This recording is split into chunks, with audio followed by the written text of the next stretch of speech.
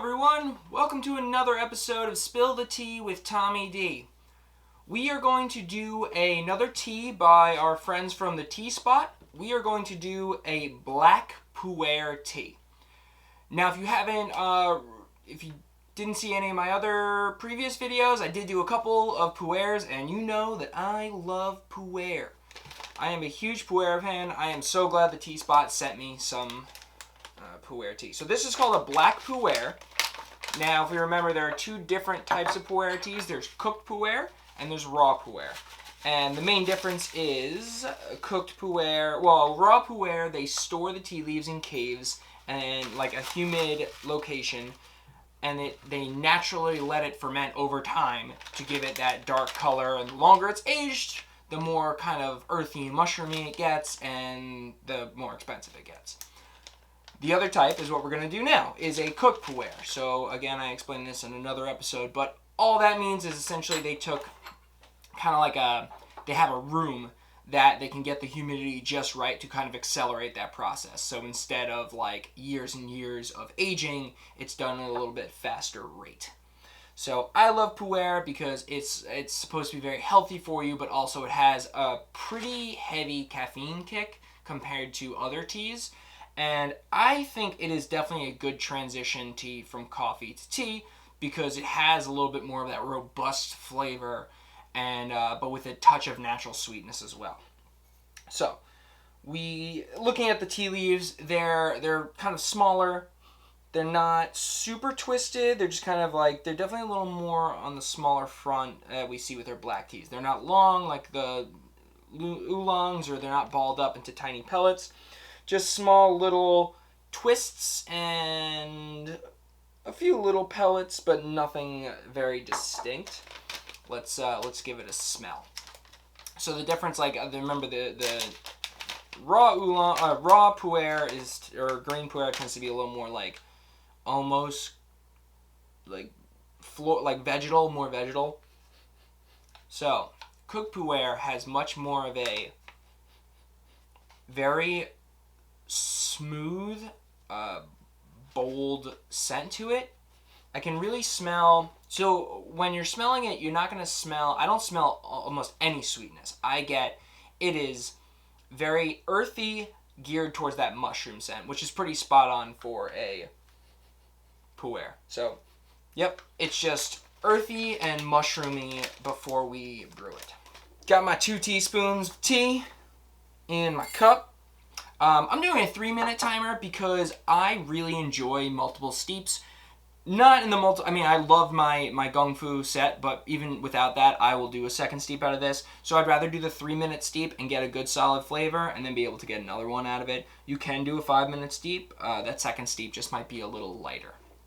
So I got my 3-minute timer, boiling water. All right. I don't have ice cubes, so I can just pour it right over, and there we go. Boom. The new Mulan movie is coming out.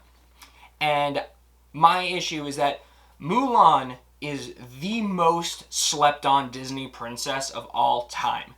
Because for very many years, like in recent, not even that long ago, maybe like 8 years ago, 6 years ago, people were complaining that there's no non-white Disney princesses. They were complaining that there's no strong, independent Disney princesses. Mulan came out in 1998, and nobody was talking about it. Anytime someone said, like, there's no, Mulan. Mulan saved China. Like, I'll give it to you. Early Disney princesses, like the OGs, pretty lackluster. Like, Aurora was Sleeping Beauty, and she slept the whole movie. She was barely in it. She wasn't even, I can barely remember her even talking. I don't know what her talking looks. I just remember her laying down the whole time. Snow White, she was taken out by an apple and then saved by dwarves or whatever. And then you had Ariel. Ariel was like just an angsty teen who was mad at her dad, so she went and dated some leggy dude. I don't know, leggy dude. I'm sure, what I'm saying is she basically pulled my dad's a racist, so I'm going to go date a black guy thing, except with fish and people. So she sucked. But Mulan is the OG. She paved the way for all these heroes. Like, we have new ones now. We have Moana, she saved her island from starvation. We have the redhead, the Merida. She saved like her town or village from an evil bear or whatever. And even back in the day, Pocahontas was pretty cool. She wasn't like overly heroic, but she kind of passive aggressively saved her family from like those annoying settlers, whatever. But Mulan saved China. And on top of that, she was the best one because like her love interest, all these movies are based around love interests. Her love interest was her commanding officer, and it was basically just like, I think I have a crush on this guy. And the commanding officer was like, I think I have a crush on this guy. It's the best one. He was probably really relieved when like she was like, actually I'm a girl. He was probably like, oh my god, thank God. I know I'm into women, but I was like, why am I having this amazing connection with this kind of pretty soldier? So pretty much she's went out on her own. She went undercover. Her best friend was Eddie Murphy. She sexually confused her commanding officer. And on top of that, that song, I'll Make a Man Out of You, totally slaps. So I'm not really looking forward to the remake because they're not doing the songs. I'm not really into these CGI remakes. But all I am saying is that Mulan is the OG of bad bitches from Disney. She started it all. Don't sleep on it. All right. Let's try some Black Pu-erh. All right, so we have our freshly brewed Black Pu-erh by the Teaspot. Let's. It's gonna be pretty hot, so let's go through some of these tea leaves. Let's take a look at these. Boom. And I spilled the tea. Spilling the tea. Oh my god, I'm dripping it everywhere. What the hell is this thing about? Anyway, so the brewed tea leaves, you can see them. They opened up. They're, like I said, they were just kind of small, so they just kind of like a little folds, and then they're just boop popped open. The post-brewed tea leaves kind of they still have a pretty heavy mushroom, but it's kind of changed. It has like a mushroom and almost like a vegetal scent, which is very interesting. Yeah, a little mushroom, mostly mushroom still, but like this like little bit of vegetal to it, which makes me kind of want to try this out in my Kung Fu and see if I can get some cool flavors out of this. All right, color. If we remember, puerh tea is also considered to be a true black tea, while regular black teas are referred to as red teas. So this one is a bit darker than most other black teas you would see. Let's take a sniff.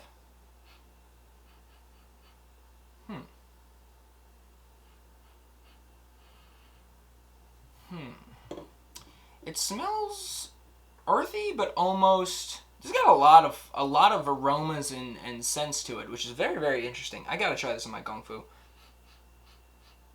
It kind of has a little bit of earthiness, but almost kind of reminds me of a little bit of bark as well.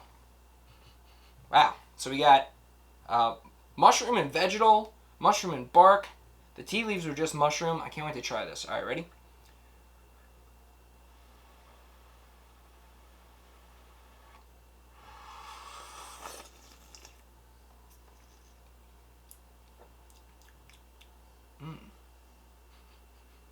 Alright, so definitely up front, you get that straight, earthy, smooth, mushroomy taste. This tea is there's a very low astringency, so it doesn't have a lot of drying to it. It's incredibly, very smooth, drinkable tea. So don't be turned off by the fact that I say it's mushroomy. It's a good mushroom.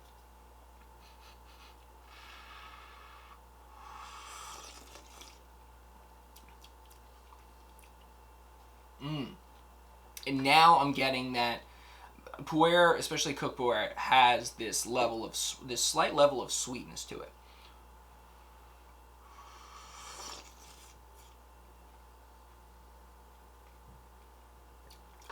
Very full body too.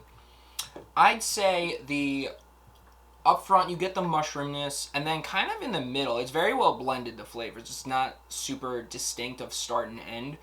The sweetness I get kind of is, I don't know, it's like a mix between a brown sugar and a maltiness maybe actually, no, not malty. I'd say more like a molasses. I think it has more of a, like a brown sugar molasses kind of sweetness to it.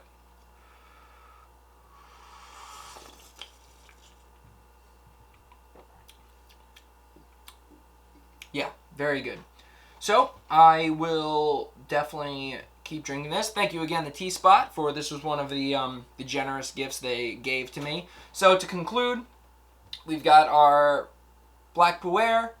Tastes a little earthy and mushroomy with a bit of brown sugar and molasses to give it that little bit of sweetness. I will definitely be able to get a second steep out of this.